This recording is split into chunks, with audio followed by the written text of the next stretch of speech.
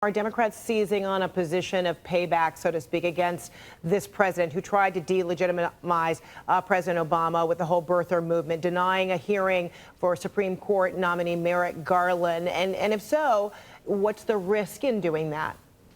Well, the fact of the matter is, without all of that, and I mean, those were outrageous kinds of actions that he took, you know, talking about Obama was not born in this country, et cetera, et cetera. What he has done since he has been president has been outrageous. He has not provided legitimate leadership.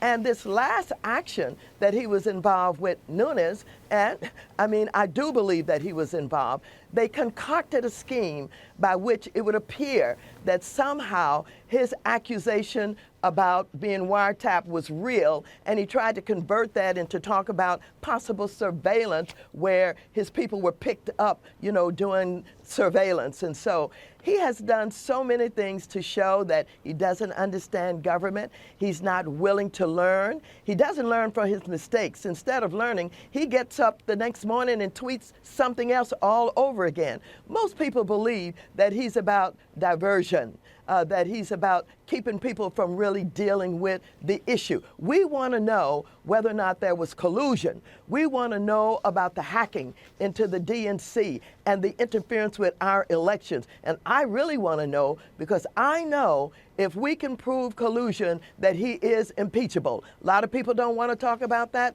but I do. I want to talk about him. I want to talk about this Kremlin clan that's around him.